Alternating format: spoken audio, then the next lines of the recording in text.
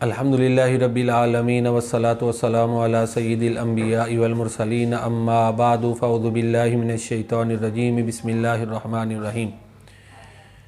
क़ाल नबी सल्लल्लाहु अलैहि वसल्लम बुइस्तु बिल मिल्लतिल हनीफिय्यति समहा।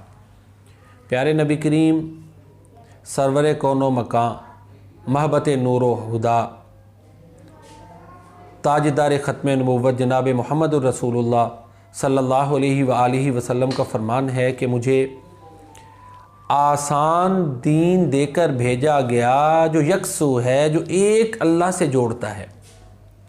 दीन इस्लाम दीन फ़ितरत है और ये बिल्कुल आसान है। बल्कि एक मौके पर प्यारे नबी करीम सल्लल्लाहु अलैहि वसल्लम ने फरमाया लैलुहा का नहारिहा, ये इतना आसान है कि इसकी रात भी ऐसे समझो जैसे इसका दिन है।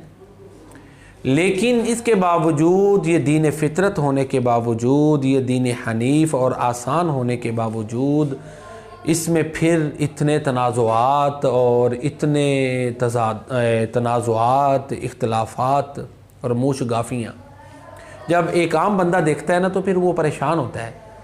बकौल इकबाल, खुदावंद ये तेरे सादा दिल बंदे किधर जाएं कि सुल्तानी भी अय्यारी है, दरवेशी भी अय्यारी। इकबाल ने एक और मौके पे कहा था, ज़रा सी बात थी अंदेशा अजम ने इसे बढ़ा दिया है फ़कत ज़ेब दास्तां के लिए। और मौलाना हाली ने इसी दीन के बारे में कहा, यानी उन्होंने जब हालात देखे ना मुसलमानों के, इनके तनाज़ुआत देखे, इख्तिलाफ़ात देखे, तो फिर कहा वो दी हुई बज़्म जहाँ जिससे चरागां आज उसकी मजालिस में न बत्ती न दिया है। तो अगर हम देखें कि ये जो आसान दीन है, दीन फ़ितरत है, जिसकी रात भी दिन की तरह या और वाज़े है, जिसमें इबहामात नहीं, जिसमें इग़लाक़ात नहीं, पेचीदगियाँ नहीं, फिर ये इसमें ये जो हालत बनी हुई है पेचीदगियों की, तनाज़ुआत की, इख्तिलाफ़ात की, इसके असबाब क्या हैं? असबाब बहुत से हो सकते हैं, चंद एक की निशानदेही मैं आपके सामने करता हूँ। एक तो है जहालत अन दीन, लोग कुरान करीम को तर्जुमे के साथ नहीं पढ़ते, सुन्नत रसूल करीम सल्लल्लाहु अलैहि वसल्लम का मुताला नहीं करते, हदीस का मुताला नहीं करते, क्योंकि आपने फरमाया कि दो चीज़ें तुम्हारे अंदर छोड़ के जा रहा हूँ, इनको अगर मजबूती से पकड़े रखोगे तो गुमराह नहीं होगे। वो कुरान और सुन्नत है।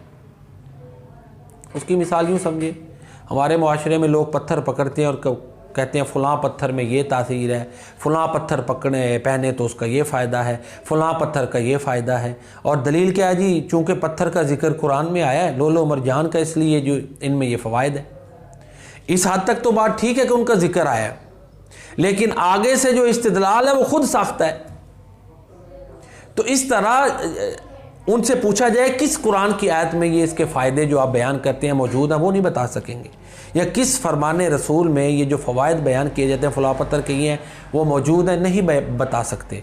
तो इस तरह ये मैंने एक मिसाल आपके सामने रखी है कि दीन से दूरी, जहालत, कुरान और सुन्नत का मुताला ना करना, ये भी एक बहुत बड़ा सबब है कि लोग जो है ना, वो ज़ाहिर है फिर एक आम सादा बंदा कहता है फ़लाँ तो कहता है फ़ायदे हैं, दूसरा बंदा कह रहा है पत्थरों में कोई फ़ायदे नहीं है, तो वो तो फिर एक तज़ब्ज़ुब का शिकार होता है ना कि किधर जाए। और क्लेम हर एक करता है कि जी मैं ही दुरुस्त हूँ, बल्कि एहसास बर्तरी का शिकार हैं लोग। और दूसरी वजह एक जो बहुत बड़ी है वो ये भी है कि दुश्मनों की कोशिशें कि वो उन्होंने भी रखनांदाजियाँ की हैं। बरे सगीर में देखा जाए तो परवेज़ और मिर्ज़ा ग़ुलाम अहमद, इन दोनों बंदों ने, एक ने ख़त्म नबुव्वत के ऊपर डाका डाला, दूसरे ने हदीस रसूल सल्लल्लाहु अलैहि वसल्लम की अहमियत का इनकार कर दिया। तो दोनों ने प्यारे नबी करीम सल्लल्लाहु अलैहि वसल्लम की शान को और मकाम को नहीं पहचाना। तो इस तरह ये दोनों ही कह लें कि इनकी बुनियादों को देखा जाए तो उलमा बताते हैं कि इनकी बुनियादें जो है ना वो कहीं और से जाके मिलती हैं। तो तीसरा एक और सबब जिसकी वजह से ये तनाज़ुआत हैं, इख्तिलाफ़ात हैं, मुसलमानों में इस तरह की सूरत हाल है, वो इलाक़ाई असर है। बाज़ मामलात में हम अपने इलाक़े की चीज़ों को नहीं छोड़ते, तो इस तरह जब दीन से वाबस्ता लोग भी करते हैं उन चीज़ों को, तो फिर आम आदमी तज़ब्ज़ुब का शिकार होता है। हालांकि किसी दीन से वाबस्ता बंदे का अमल हुज्जत नहीं, दलील कुरान और सुन्नत है बस। परफेक्ट अल्लाह की ज़ात और प्यारे नबी करीम सल्लल्लाहु अलैहि वसल्लम को अल्लाह ताला ने परफेक्ट और कामिल बनाया है, और इनके बारे में फरमाया लक़द कान लकुम फ़ी रसूलिल्लाहि उस्वतुन हसना, कि तुम्हारे लिए रसूलुल्लाह सल्लल्लाहु अलैहि वसल्लम की ज़ात में बेहतरीन नमूना है। सिर्फ वो वाहिद हस्ती हैं जिनकी ज़ात को देखकर अपने आमाल को दुरुस्त करना और उसके मुताबिक डालना है। इमाम मालिक रहमहुल्लाह ताला ने भी फरमाया था कि हर एक की बात कबूल भी की जा सकती है, रद्द भी की जा सकती है, सिवाय प्यारे नबी करीम सल्लल्लाहु अलैहि वसल्लम के, कि आप सल्लल्लाहु अलैहि वसल्लम की हर बात को मानना लाजिम, फ़र्ज़ और ज़रूरी है।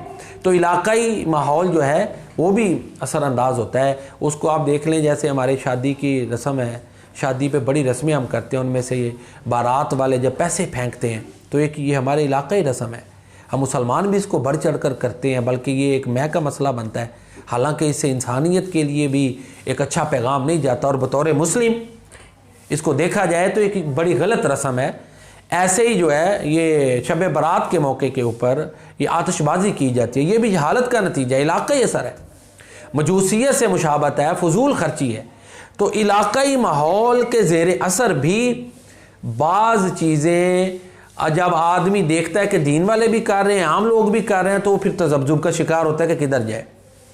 और चौथा सबब जो है वो किसी दानिश्वर का कौल है कि माफ़सदा दीन अल्लमलूक व अहबार सूइन व रुहबानुहा, कि दीन को ख़राब बादशाहों ने या उलमाए सू ने या सूफिया जो है उन्होंने किया। तो इस तरह ये लोग भी आम बंदों के लिए पेचीदगियों का सबब बन जाते हैं कि जब वो एक को देखते हैं कुछ और क्लेम कर रहा है, दूसरा और कर रहा है। हालांकि सब के लिए क्राइटेरिया मौजूद है कुरान और सुन्नत, और ये उस उम्मत पर अल्लाह ताला का इनाम है कि कोई भी मामला अगर उसमें इख्तलाफ राय है तो कुरान और सुन्नत की तरफ जो है रुजू किया जाए। और एक और बड़ा सबब जिसकी वजह से जो है ना आम बंदा तज़ब्ज़ुब का शिकार होता है वो है सही और ज़ईफ़ अहादीस, उनकी तमयीज़ करना। अब कुछ लोग जब बतौर हदीस किसी मौजू हदीस को पेश कर देते हैं और अहले इल्म उसकी निशानदेही करते हैं, तो कोई बड़ा जिसका नाम हो, कद काठ हो, वो उस हदीस को बयान करे बतौर हदीस बनाकर, दूसरे अहले इल्म उसकी निशानदेही कर दें, तो फिर आम बंदा फिर तज़ब्ज़ुब का शिकार होता है। और माजरत से हमारे यहाँ इधर बरे सगीर में ये उसूल हदीस का जो इल्म है, इसके हवाले से जो है ना वो बड़ी ज़रूरत है कि अहादीस के सेहत और सुकम को सामने रखा जाए। प्यारे नबी करीम सल्लल्लाहु अलैहि वसल्लम की तरफ कोई बात मंसूब की जाए तो ऑथेंटिक होनी चाहिए। मुहद्दिसीन ने पॉइंट आउट कर दिया है, हर बंदा जो अल्लाह के नबी की अहादीस को बयान करता है, सुन्नतों को बयान करता है, उनके हालात जो हैं वो महफूज कर दिए गए हैं। तो लिहाजा ये भी एक बड़ा सबब है। फिर मादी मुफादात भी, इसी तरह सुपीरियरिटी कॉम्प्लेक्स, कुछ लोग कहते हैं जी हम ज़्यादा बालातर हैं। तो ये चंद चीज़ें हैं जिनकी वजह से इख्तलाफात और तनाज़ुआत इस कदर बढ़ जाते हैं, लेकिन इसके बावजूद मायूसी नहीं है, क्योंकि इस उम्मत पर अल्लाह ताला के और जहाँ बहुत बड़े एहसानात हैं, वहाँ पर एक बहुत बड़ा एहसान और इनाम ये है कि कुरान और सुन्नत असली हालत में महफूज हैं। किसी भी मामले में इबहाम हो तो कुरान और सुन्नत से रहनुमाई ली जा सकती है। अल्लाह ताला हमें सही मानों में कुरान और सुन्नत पर अमल करने की तौफीक अता फरमाए। अस्सलामु अलैकुम व रहमतुल्लाह।